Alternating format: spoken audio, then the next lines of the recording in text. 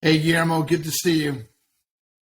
Great to see you too, Andrew. Awesome. Awesome. Hey, thanks for joining our weekly Conscious Corner podcast. Just to give everybody just a quick introduction, the Conscious Corner podcast. So why? Hey, I loved to play baseball when I was a kid, and third base was one of my favorite positions. Memo. The idea of the hot corner, right? Fastballs coming at you, so to speak, down the line. So the idea of Conscious Corner podcast is kind of that. So we want to talk about conscious capitalism, but some hard hitting, kind of quick topics, if you will. I know you and I have been working together now for almost 8 years.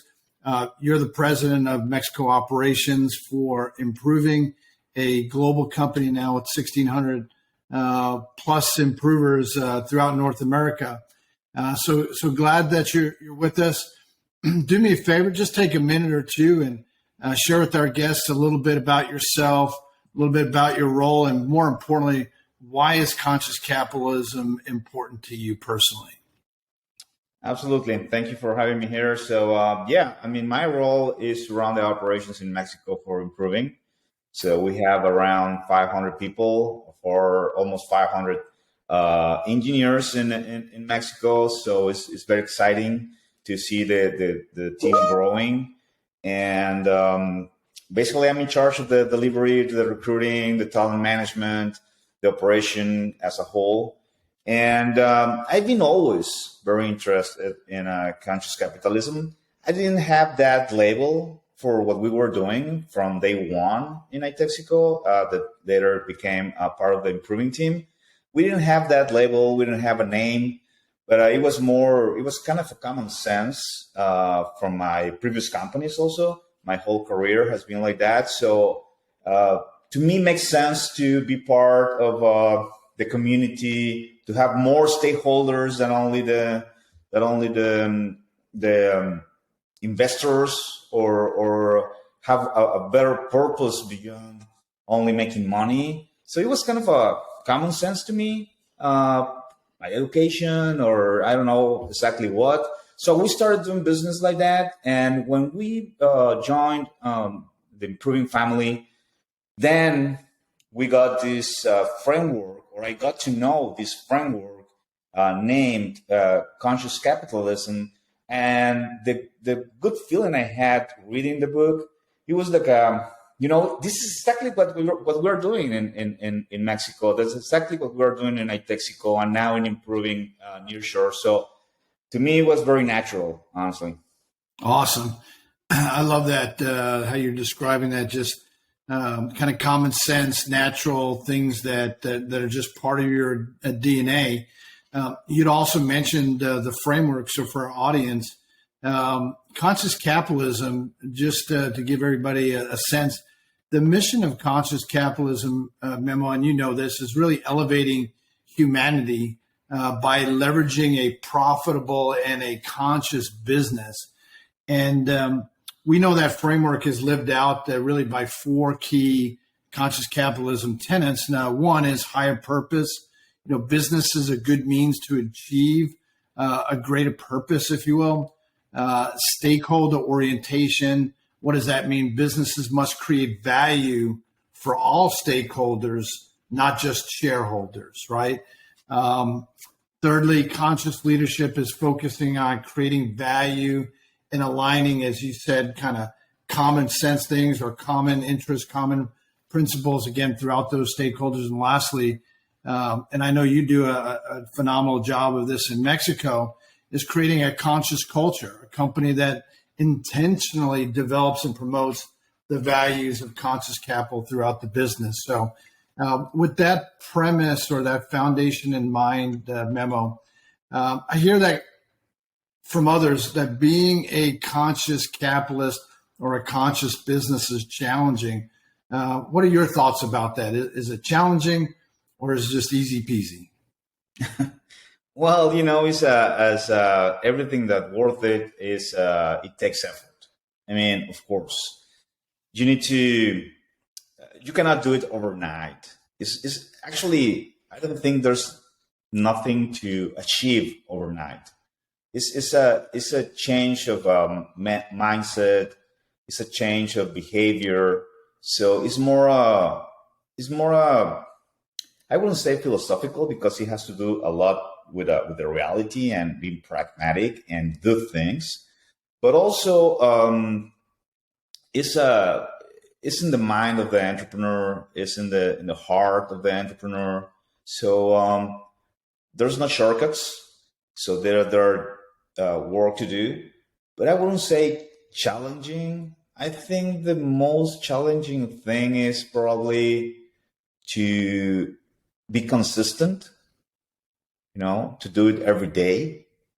Because if you do not believe in this, if you really don't buy the idea, it's going to be very hard. Yeah. So you need to understand. You need to be conscious yourself. To understand the stakeholders and to be willing to be positive with all these stakeholders. If you don't feel like that is a good idea, then it's going to be challenging. I think that's a good way to put it.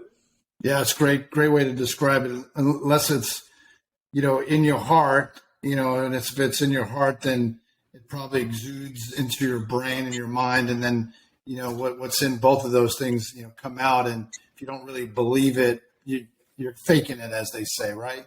It's great insight about that.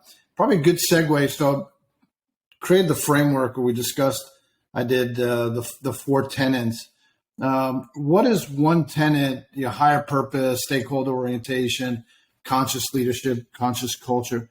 What is one of those tenets that you as a leader in Mexico and in the broader improving company, what are you pressing into today? Why? And maybe can you share some insights or best practices of how you're actually trying to make an impact with that one tenet? Well, that's a very tough question because all of them to me are really relevant.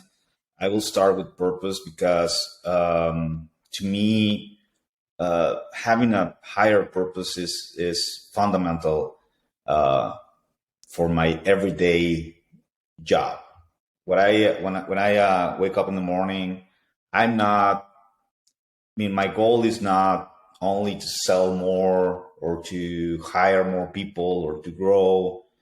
My goal, my purpose is to impress the world with the Mexican talent that we have nearshore operations. So everything else works for that purpose, and of course, the conscious leadership is probably the second one because you cannot achieve anything if you don't have a team. And for your team in this environment, you need to be authentic and you need to be consistent and you need to be conscious. You need to be mindful that you cannot achieve the goals by yourself. You need a team. So in my opinion, those two tenets are the real or the most important things to me. But of course, culture and the rest of the stakeholders are also important. So that's why it's a tough question because everything matters in these four pillars of a conscious capitalism. Yeah, I think you make an excellent point, and I was just visualizing as you were talking about that the visual of a chair and having four legs to that chair, right? And it's like if you pull one out, it's not a very good chair, but and I love what you talked about, and I know you and I have been on the journey together for now 8 years, actually. Together is that purpose, that sense that how to continue to put Mexico talent, especially in technology today. How do we continue to put that on the map and really, carry that flag real proudly? And I know you do that well. So next question I got for you, and thank you for that response on the tenants. Any examples of conscious leaders that you've come to know or maybe following these days that have demonstrated these four legs to the chair well?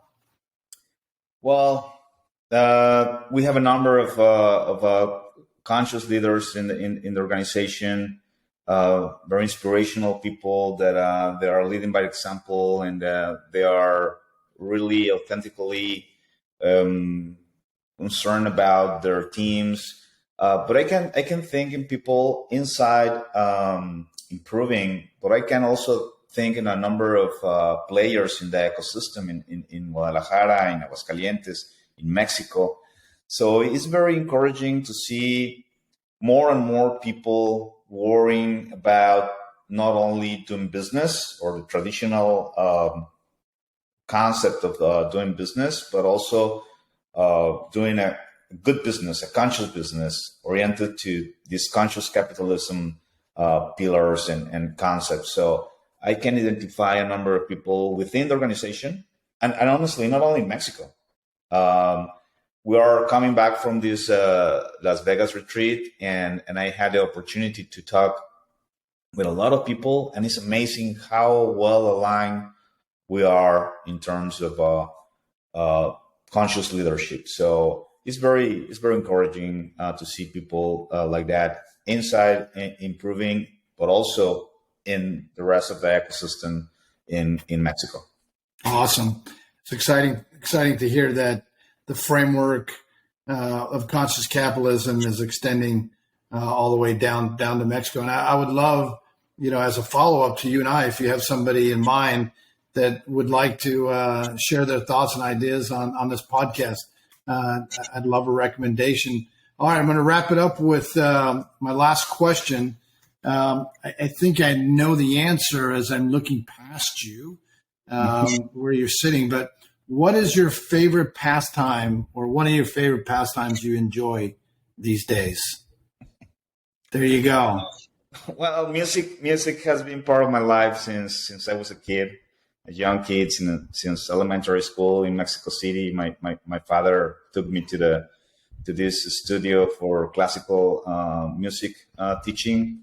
It's a very renowned studio in Mexico and Latin America, actually. So I had that opportunity. I was privileged to have that opportunity very young, and also computers. I mean, my first computing training course was when I was in elementary school. I was 10 or 11 years old. So again, I feel really privileged about that. But my favorite thing lately is running. Actually, I want to share with you my medal of Wow. Chicago Marathon. Nice. 2022. So I enjoy running a lot. It's my mindfulness time or practice. So it's my me time. It's like my yoga equivalent. Yeah. Nice. I know how much, you and I know each other personally. I know how much you love Chicago, and I could just envision your mindfulness, seeing those, beautiful architecture buildings throughout downtown Chicago as you're maybe looking for a glass of water on mile 20 or something. That's absolutely right. Yes. Yeah. Awesome. All right, Memo. Hope you enjoyed our little Conscious Corner discussion today. If people want to, connect with you, they can go out to LinkedIn, Guillermo Ortega, get connected with you that way. If they want to learn a little bit more about conscious capitalism, consciouscapitalism.org, go take a look at the site and certainly reach out to me. Memo, enjoyed it. Thanks so much.